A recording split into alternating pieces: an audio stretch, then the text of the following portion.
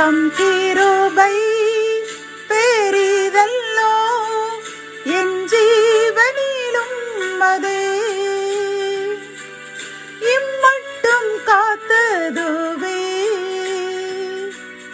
இன்னும் தேவை கிருபை தாருமே, இன்னும் தேவை கிருபை தாருமே. கர்த்தருக்கே மகிமை உண்டாவதாக.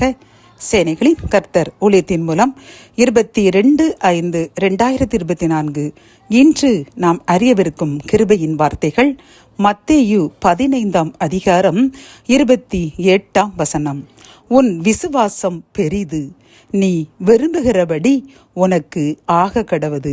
கத்தோலிக்க வேதாகமத்தில் நாம் பார்த்தோம் என்றால், உமது நம்பிக்கை பெரிது, நீர் விரும்பியவாறே உமக்கு நிகழட்டும் என்கின்றது. இந்த கிருபையின் வார்த்தையின் மூலம் கர்த்தர் நமக்கு கூறும் அறிவுரை என்னவென்றால், நாம் விசுவாசம் உள்ளவர்களாக இருக்க வேண்டும். நாம் கடுகளவு விசுவாசம் உள்ளவர்களாக இருந்தாலும் மலையை பார்த்து இவ்விடம் விட்டு அவ்விடம் பெயர்ந்து செல் என்று சொன்ன உடனே அது பெயர்ந்து செல்லும் என்று இயேசு தெளிவாக கூறுகின்றார். இந்த வசனத்தை நாம் பார்க்கும் பொழுது, ஒரு கனானிய பெண் தன் மகள் பிசாசினுடைய பிடியில் இருக்கின்றார். அதாவது மத்தேயு 15 அதிகாரத்தில் பார்க்கும் பொழுது, அவளுடைய மகள் பிசாசின் கொடிய வேதனையினால் அவதிப்படும் பொழுது அவர் இயேசுவை பற்றி, அந்த மகள் இயேசுவை பற்றி கேள்விப்பட்டு தன் மகளுக்காக அவரிடம் வந்து அவரை நோக்கி, என் மகளுக்கு நீர் உதவி செய்ய வேண்டும் என்று கூப்பிட்டு கொண்டே வருகின்றார்.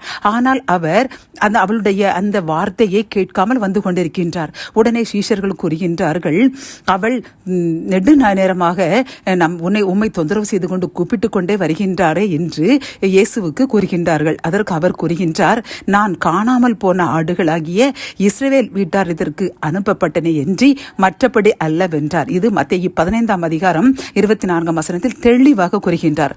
அவள் வந்து, ஆண்டவரே எனக்கு உதவி செய்யும் என்று அவரை பணிந்து கொண்டாள். அவர் அவளை நோக்கி, பிள்ளைகளின் அப்பத்தை எடுத்து நாய்க்குட்டிகளுக்கு போடுகிறது நல்லதல்ல என்றார்.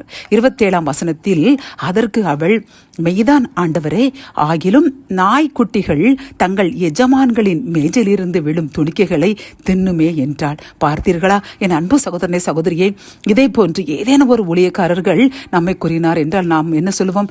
இனி இவருடைய முகத்தில் விழிக்கவே கூடாது, இவர் என்ன ஒரு போதகரா என்று நாம் உடனே திட்டி தீர்த்துவிட்டு என் மகள் அப்படியே இருக்கட்டும் என்று நாம் வந்து விடுவோம். ஆனால் அந்த கானானிய பெண் விசுவாசத்தோடு, அவர் என்ன கூறினாலும் பரவாயில்லை, என் மகளுக்கு அவர் மூலமாக அற்புதம் நடைபெறப் போகிறது, அவரை விட மாட்டேன் என்று அவர் தொந்தரவு செய்து கொண்டே வந்து அவர் நாய்க்குட்டிகள் என்று அற்பமாய் சொன்ன போதிலும் அதை பெரிதுபடுத்தாமல் என் மகளுக்கு இறங்க வேண்டும் என்று கூறினார். உடனே அவர் அவளுடைய விசுவாசத்தை பார்த்து மகிழ்ந்து உடனே அந்நேரமே அவள் மகள் ஆரோக்கியமானாள் என்று பார்க்கின்றோம்.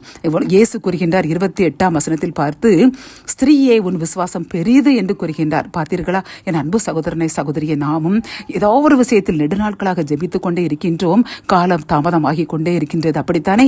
நீங்கள் விசுவாசத்தில் தளரவே வேண்டாம். கர்த்தர் கண்டிப்பாக நம்முடைய விசுவாசத்தை பார்த்து அனுதினமும் நீங்கள் கூப்பிடுகின்ற உங்கள் கூப்பிடுதலை கேட்டு அதிகாலை மதியம் இரவு என்று நீங்கள் அவருடைய பாதத்தில் விடுகின்ற கண்ணீரை பார்த்து உங்கள் விசுவாசத்தில் மகிழ்ந்து இன்றே உங்களுக்கு அற்புதம் நடைபெறப் போகின்றது. ஜெபம். என் அன்பு தகப்பனே, இந்த வசனத்தின் மூலம் விசுவாசம் பெரிது, நீ விரும்புகிறபடி உனக்காக கடவுது என்று அந்த கானானிய ஸ்திரியை பார்த்து மட்டும் கூறவில்லப்பா, எங்களை பார்த்தும் கூறுகின்றீரப்பா. நாங்கள் இன்னும் விசுவாசத்தில் தளராமல் உம்மை நோக்கி அதிகமாக கூப்பிட வேண்டும் என்று நாங்கள் உணர்ந்து கொண்டோம். அந்த கானானிய ஸ்திரி நாய் என்று அவளை அற்பமாக சொன்ன போதிலும் கூட அவள் கலங்கவில்லை, உம்மை நோக்கி கூப்பிட்டு கொண்டே இருந்தாளப்பா. அதே போல் எங்களுடைய உறவினர்கள் இன்னும் நடக்கவில்லையே, இது எப்படி நடக்கும் என்று எங்களுக்கு அவிசுவாசமான வார்த்தைகள் பேசினால் நாங்களுக்கு கலங்காமல் உம்மை நம்பி விசுவாசம் இருக்க வேண்டும் என்று கூறுகின்றீர்களப்பா. நாங்கள் இனி கலங்க மாட்டோம், நாங்கள் விசுவாசத்தில் உறுதியாக இருப்போம். அதன் மூலம் எங்களுடைய விண்ணப்பத்திற்கு நீர் பதில் தந்து விட்டதற்காக நன்றி கூறுகின்றோம். மீட்பர் இயேசுவின் மூலம் ஜெபம் கேளும் நல்ல தகப்பனே, ஆமென்.